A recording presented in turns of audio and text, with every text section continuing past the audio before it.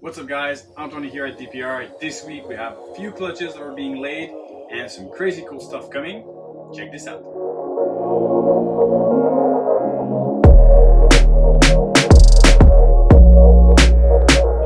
Yesterday I came in the facility, I saw I had one female that was expecting to lay on May 11th and we were May 8th yesterday, and she did lay for us, and so we're gonna check this girl out. Orange dream, yellow belly, fire, pinstripe, bred to het monsoon male, so technically everything here is going to be 50% het monsoon. And as you can see, so I came in yesterday, I was really in a rush and I wasn't sure if she was done with her eggs, and the cocoa was a little dry, so what I decided to do, I soaked a towel, then how you say Ring it? You ring the towel? Ring the towel? Why? Cool. New words to my vocabulary. So I did that, and I placed it on top of the snake. So that way it ensures a good humidity level with the egg through the 24-hour time span that I was going back home and doing my things. So now I'm gonna remove this, and we're gonna check her out and see how many eggs we have. So this female is very breathtaking. She comes from Chris Eaton actually, and yeah, all right, cool. Let's see how this goes. Oh, This is a nice one. Come on, mama, let him go. All right. So 2, 4, 6, 8, 9. That's what I counted yesterday. So technically, she was pretty much done yesterday. So we're gonna pull them out and let's see us there. All right, so here's a clutch, 9 eggs. We're gonna pull them apart and candle them to see if they have good veins, place them properly in our previously made vermiculite bin. I have a video, actually I have a reel on my Instagram that quickly shows how I do my vermiculite, how I obtain the proper ratio of water and vermiculite there. So let's candle these little pearly whites. See how this goes. All right, this is the first one here. There we go, nice veins. There we go, that's very beautiful. And you can see the little embryo just right on top right here. So we're gonna place this up front, up top, right. This over here. Nice again, strong veins, and you see the air bubble right there. The embryo is right over there. So this is really the place you want to have. You want your eggs to be placed exactly like this. It's really important that they don't roll, because if they do, then here your egg won't be able to make it through. So the embryo is really stuck to one side of the eggshell. So it's really important that you place them properly before. Once again, very strong veins. See, it's beautiful. They have all like weird shapes. So this one's very round, this one's very elongated, and we have one that's like almost a finger long. This is a really long head. They're so weird, man. I love them. So once again, good veins. And we like to bury them a little bit in the substrate, so you just don't put them all the way on top. So that way, it allows the egg to have more moisture in contact with them. This one looks pretty fragile, so I'm gonna do it at the end. And actually, you know what? I need my 2 hands for this. So when you pull your eggs apart, it's really important to be super careful about what you do. I feel like by going super slowly, you can pretty much feel the way the 2 eggs are bound together. Rather be safe than sorry here, guys. Honestly, it's something that you really want to take your time to do.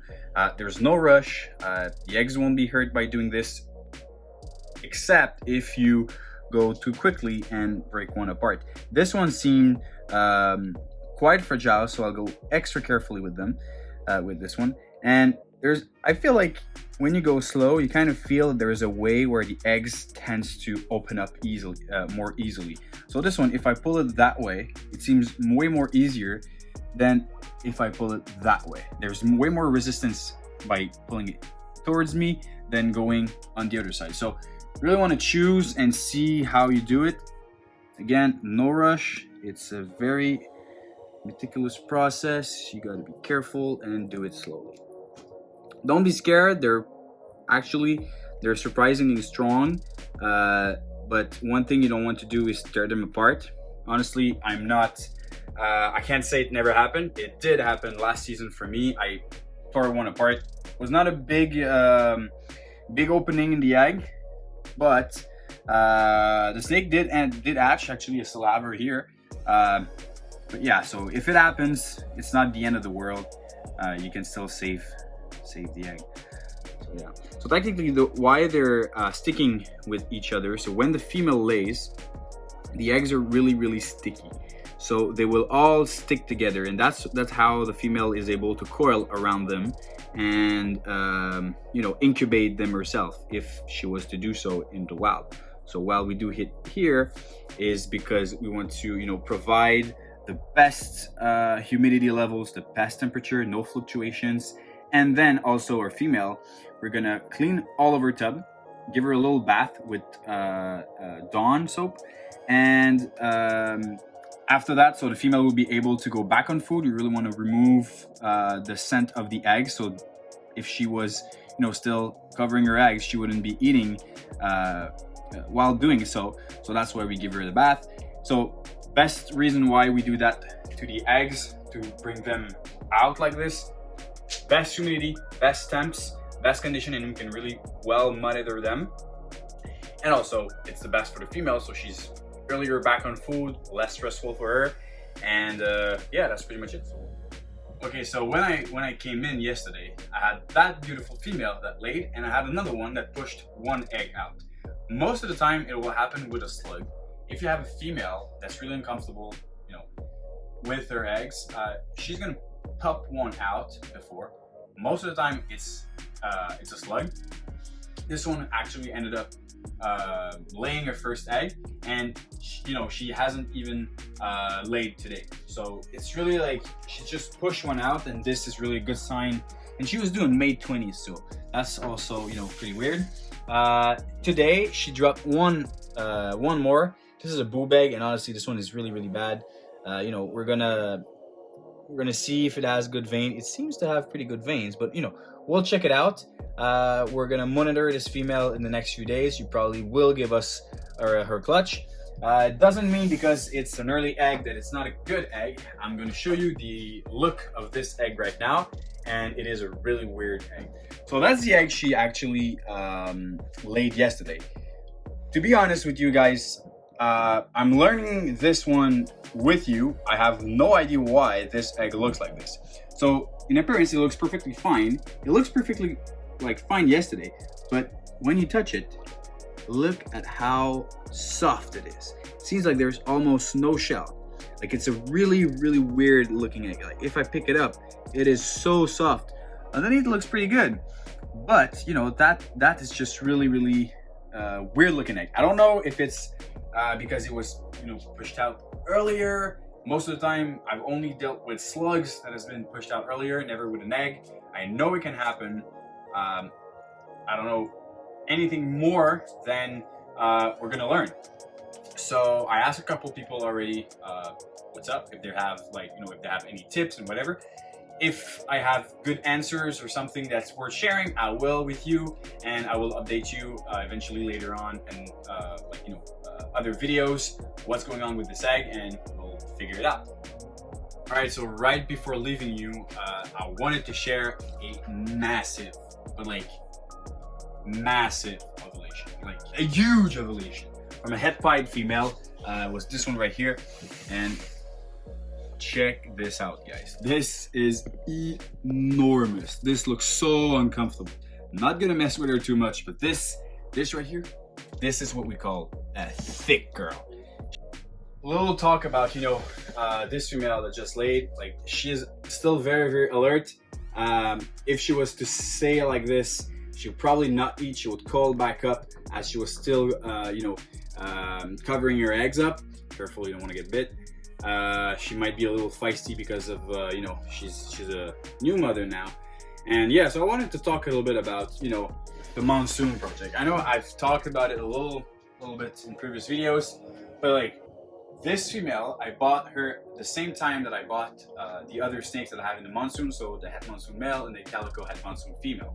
So I bought this female in the same import from the United States because these 3 genes were at the time some of the genes I was the most excited to see. So I bought that girl especially for the Monsoon project. So I'm really curious to see the interaction of Orange Dream, Yellow Belly, Fire in the Monsoon. I think a Yellow Belly Monsoon would just blow up the side patterns. It's just going to be a really interesting looking animal, and ODYB Fire is just perfect combination of genes, so this is going to be something very interesting. And you know what, Pinstripe, I think is going to be subtle. It's not going to be for everybody, but I'm very curious to see what Pinstripe can do with the Monsoon. So you know, a lot of combos sometimes they look like what they call the poor man's Monsoon. So you know, some red axanthic Pinstripe with pastel, stuff like that. There's some ways, you know, black pastel Pinstripe. There's some ways that you can achieve an animal that's really granity type looking with the Pinstripe gene. So I was really curious to see an actual Monsoon Pinstripe with these other genes. So unfortunately, guys, I think every single female there is going to be a keeper. I don't know about the males, but I'm pretty stoked about that. So yeah, so I hope you liked this video. I hope it was helpful. I'll definitely keep you updated with that egg. Honestly, now that I can roll it again, I'm not sure it's going to make it, but who knows? We'll see how it goes. If you liked it, comment down below what you thought about that video, and for next time, guys, cheers and stay tuned.